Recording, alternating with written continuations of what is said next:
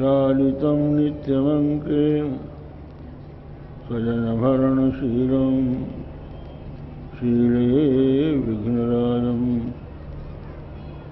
योऽन्तःप्रविश्य मम वाचमिमां प्रसुप्तां सञ्जीवयत्यखिलशक्तिधरस्तधाम्ना अन्याश्च हस्तचरणश्रवणत्वगादीन् प्राणान् नमो भगवते पुरुषाय तुभ्यम्।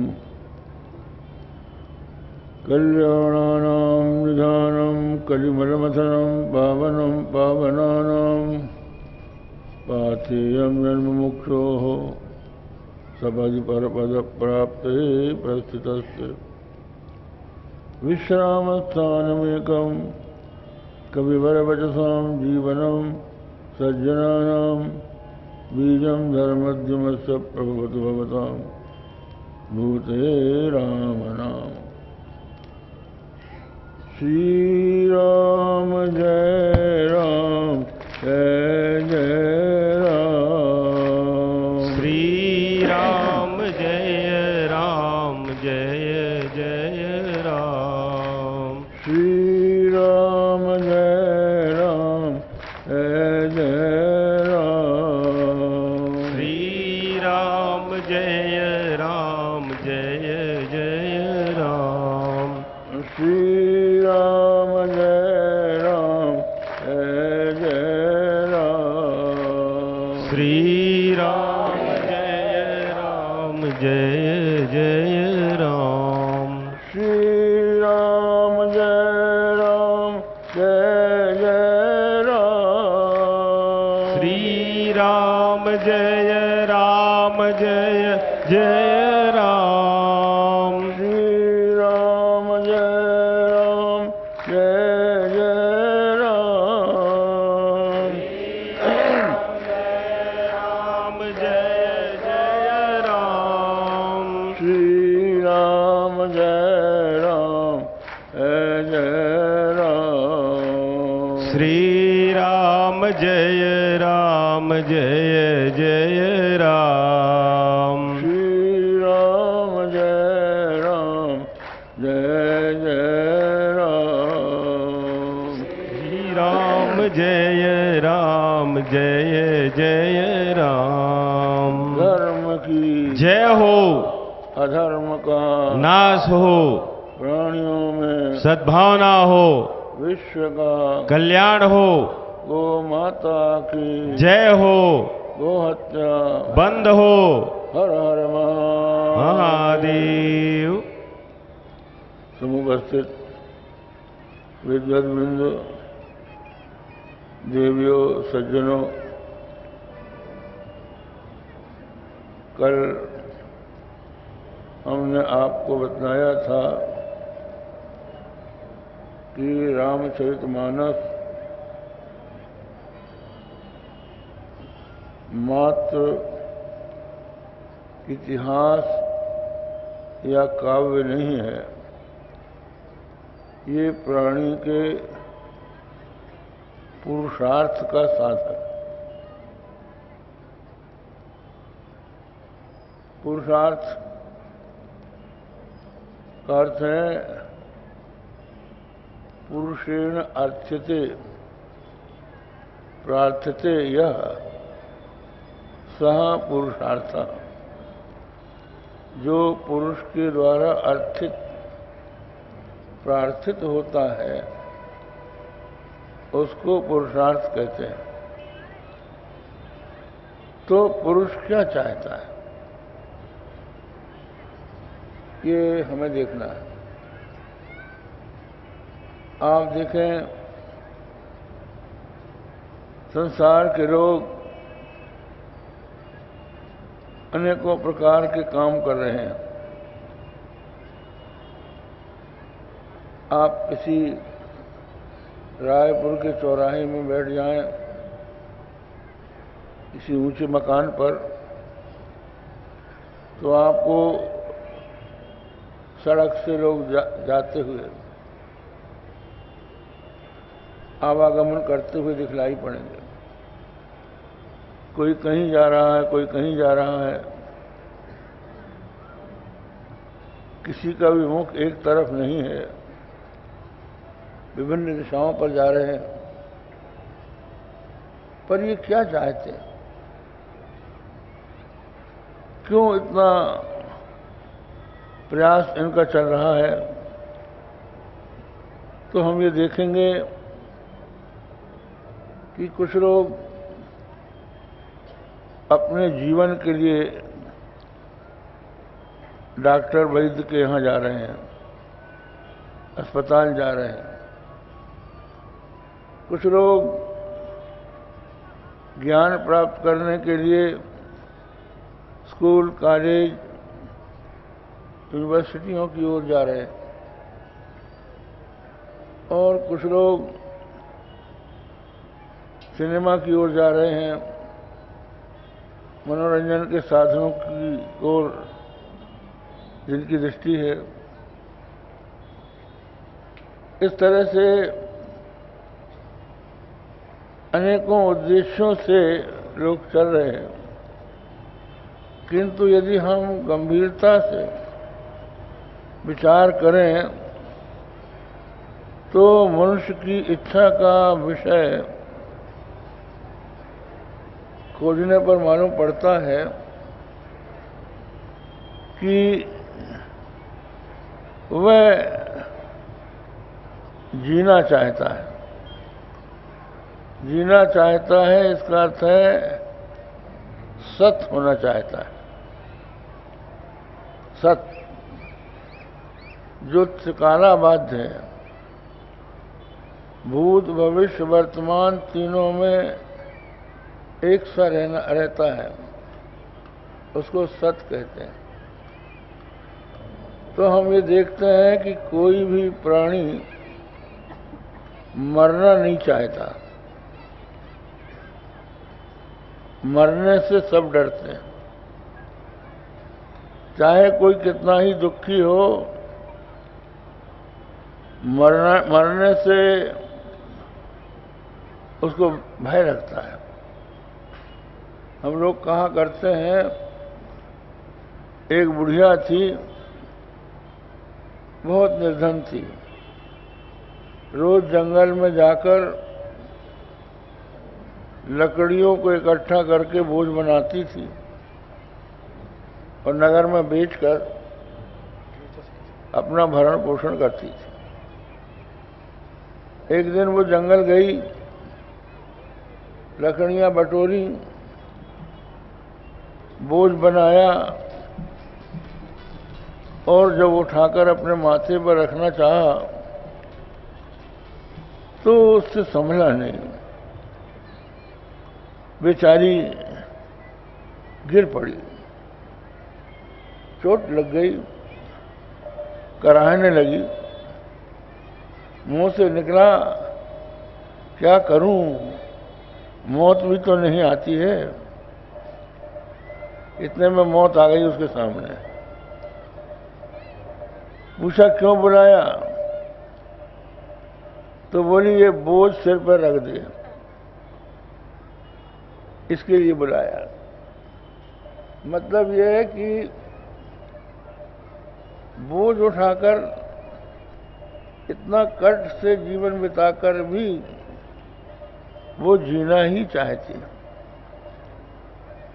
किसी भी प्राणी को, मनुष्येतर प्राणियों को भी आप देखें, नाली का कीड़ा भी मरना नहीं चाहता, शूकर भी नहीं मरना चाहता, कुत्ते भी नहीं मरना चाहते। मरने से सब डरते हैं। तो इसका अर्थ यह है कि प्राणी सत चाहता है, सत होना चाहता है। और दूसरी इच्छा प्राणी की है चित्त। प्रत्येक व्यक्ति ज्ञानी होना चाहता है, अज्ञानी कोई नहीं रहना चाहता। जो वस्तुतः अज्ञानी भी है, मूर्ख भी है, उससे यदि आप कहेंगी तो मूर्ख हो तो नाराज हो जाएगा। प्रत्येक व्यक्ति समझता है कि हम जानकार हैं। तो इसका मतलब यह है कि वो चित्त ज्ञान चाहता है, ज्ञान स्वरूप होना चाहता है। और तीसरा, प्रत्येक प्राणी सुख चाहता है। आप किसी से पूछिए कहाँ जा रहे हो, वो बताएगा अमुक स्थान जा रहा हूँ। क्यों जा रहे हो? वहाँ हमारा मित्र रहता है, हम उससे मिलने जा रहे हैं। क्यों भाई, उससे क्यों मिलना चाहते हो? पूछते चले जाइए। तो वो ये कहेगा कि भाई हमको उससे मिलने पर आनंद आता है, सुख मिलता है। जब वो ऐसा उत्तर देगा तो आप फिर प्रश्न नहीं करेंगे, क्योंकि आप समझते हैं कि सुख सब कोई चाहता है। आप भी चाहते हैं, वो भी चाहता है। सुख के लिए सबको चाहते हैं लोग, लेकिन सुख को किसी के लिए नहीं चाहते। सुख लक्ष्य है। इसके अतिरिक्त दो और भी बातें हैं, दो और हैं। स्वतंत्र होना चाहता है प्राणी, परतंत्रता में दुख है। आप अपने कमरे में बैठकर भीतर से सांकल लगा लें, ठटकनी लगा के बैठ जाएं, आपको कभी घबराहट नहीं होगी। तो यदि कोई बाहर से लगा दे तो उसी समय से बेचैनी शुरू हो जाएगी, क्योंकि कोई भी व्यक्ति परतंत्र नहीं रहना चाहता, स्वतंत्र रहना चाहता है।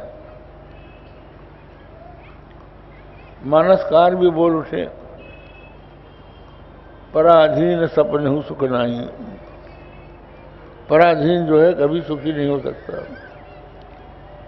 सब लोग स्वतंत्रता चाहते हैं, आजादी चाहते हैं। तोते को भी आप पिंजरे में रखते हैं, अनार के बीज खिलाते हैं, बड़े प्यार से उससे बोलते हैं, लेकिन जैसे ही मौका मिलता है वो उड़ता है, आपके फंदे से छूटना चाहता है। तो प्रत्येक प्राणी स्वतंत्र रहना चाहता है। और पांचवा, लोग चाहते हैं कि हमारा आधिपत्य रहे, हमारी सब बात माने। पिता चाहता है बेटा मेरी आज्ञा का पालन करे, बेटा चाहता है कि पिता हमारी इच्छाओं को पूर्ण करे, पति चाहता है पत्नी पतिव्रता हो जाए, और पत्नी चाहती है कि पति पत्नीव्रता हो जाए। मित्र को अपने कथनानुसार चलाना चाहता है। गुरु चाहता है कि शिष्य मेरा कहना माने, और शिष्य चाहता है कि गुरु हमारी प्रार्थना को स्वीकार कर लिया करे। तो अपनी चलाना, आधिपत्य। तो ये जो पांच भावनाएं हैं, पांच इच्छाएं हैं, इनको यदि हम केंद्र में देखें तो वो हमको मिलेगा। जीने की इच्छा का अर्थ है सत होने की इच्छा, ज्ञान की इच्छा का अर्थ है चित्त होने की इच्छा, सुख की इच्छा का अर्थ है आनंद होने की इच्छा, और सत चित्त आनंद तीनों को मिला लो तो क्या हुआ? सच्चिदानंद। वही स्वतंत्र है और वही सबका शासक, सबका स्वामी है। इसलिए सब लोग सच्चिदानंद प्राप्त करना चाहते हैं, वही सबके जीवन का लक्ष्य है। उस जीवन का लक्ष्य कैसे प्राप्त करें। वो परमात्मा जो सद्घन चिद्घन आनंद घन है, उसको किस रीति से प्राप्त किया जा सकता है।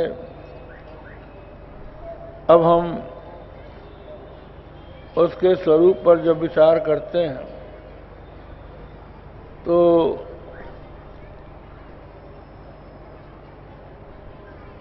उपनिषद कहते हैं कि वो ब्रह्म परमात्मा जो है अशब्दम स्पर्शम अरूपम अव्ययम तथा अशब्द स्पर्शम अरूपम अव्ययम तथा रसम नित्य मगंधवत अमगंधवत, वो स्पर्श है, अरूप है, अरस है, अगंध है और वो सबसे अलग है, इंद्रियों का अगोचर है, मन भी उसको नहीं जान सकता, क्योंकि जिसको इंद्रियां जानती हैं मन उसी का चिंतन करता है और वाणी भी उसी का वर्णन करती है जिसको वो देखता है, सुनता है, स्वाद लेता है। लेकिन जो ब्रह्म है, राम है,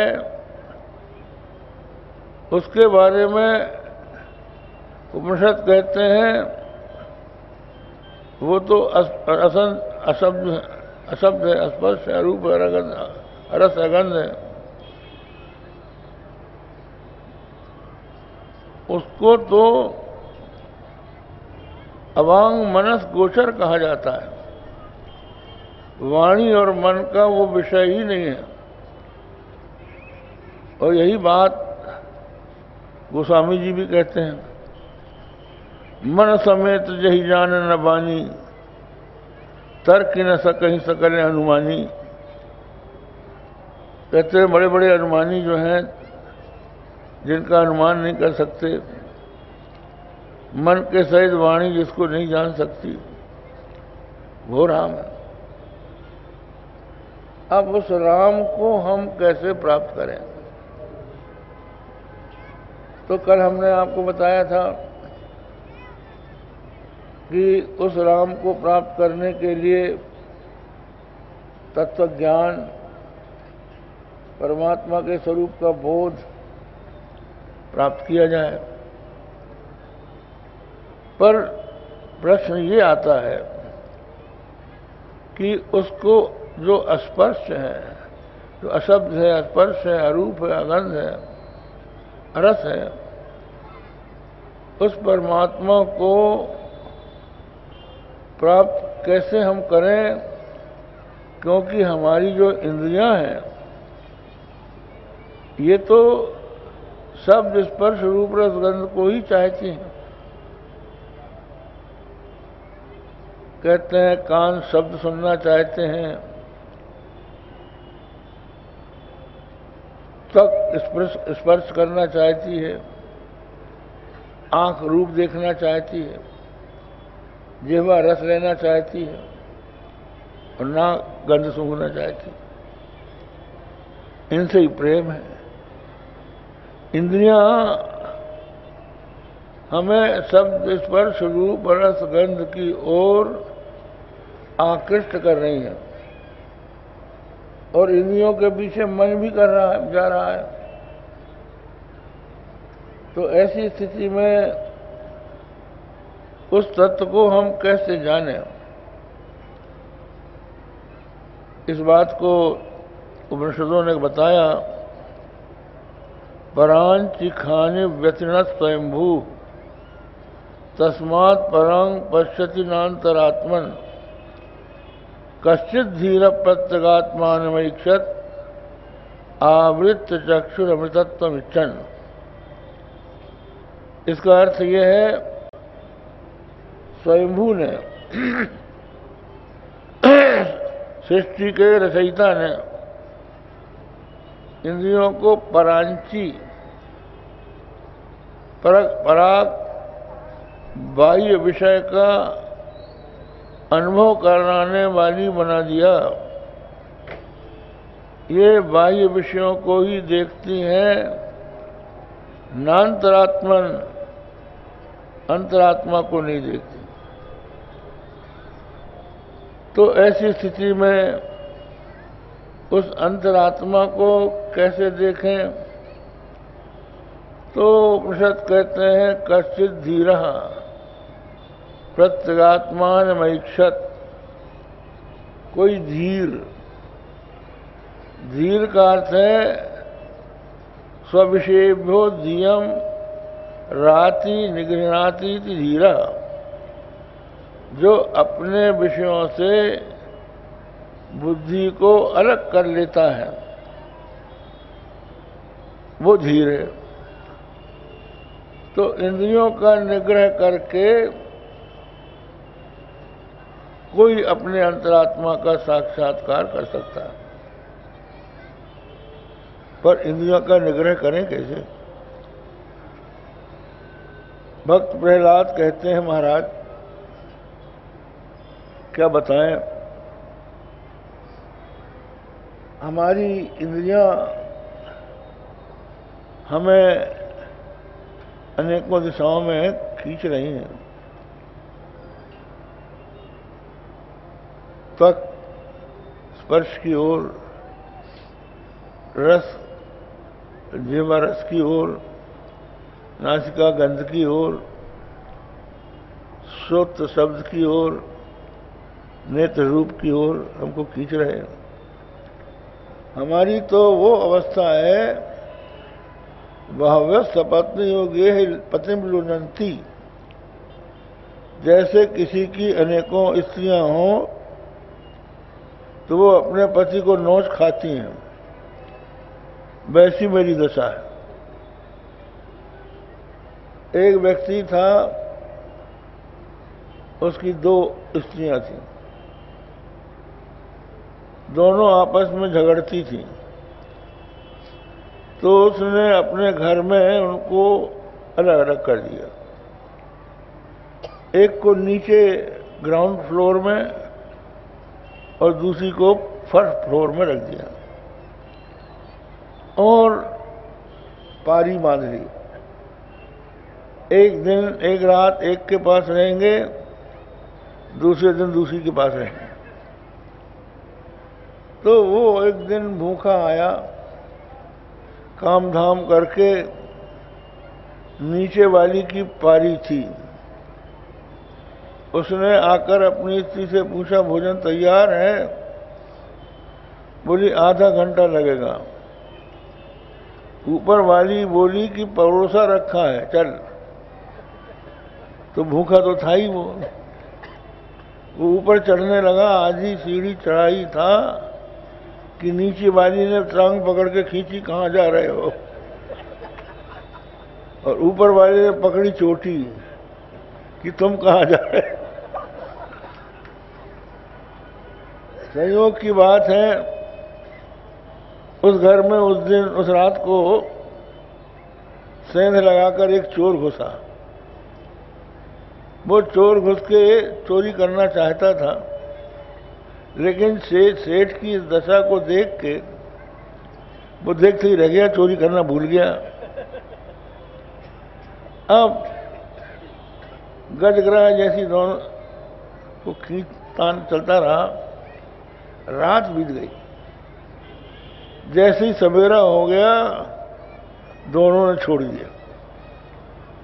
उजेला हो गया, लोगों ने चोर को देख दिया, चोर चोर चिल्लाए। चोर पकड़ा गया, पकड़ के पुलिस ले गई। तो मजिस्ट्रेट के यहाँ उसको खड़ा किया गया कि इसने सेंध लगाई। तो मजिस्ट्रेट ने पूछा, क्यों जी तुमने सेंध लगाई? बोले हाँ हुजूर हमने लगाई। कहा चोरी क्या की तुमने? आप बोलिए, हम जो कुछ सच सच बता देंगे, एक सजा भर आप न दें, हम सब बता देंगे। वो सजा ये है कि हमारी 2 औरत न करना मत, 2 शादी मत करना, बस ये सजा भर हमको न दी जाए। तो जब 2 में ये हालत है तो 5 में क्या होगा? अली पतंग गरज मीन, अली पतंग मृग मीन गज, जरही एक ही आँच, तुलसी वे कैसे बचें, जिनके लागे 5। अली भौरा, भौरा बेचारा ये रस के पीछे पकड़ा जाता है। अली पतंग मृग मीन गज, कहते हैं भ्रमर एक कमल, खिले हुए कमल में बैठ गया और उसको, उसका सौगंध लेते हुए अपने शुंडा दंड से उसके मकरंद का पान करने लगा। मधुर मकरंद का पान करते करते सांझ हो गई, पर उसने कमल को छोड़ा नहीं।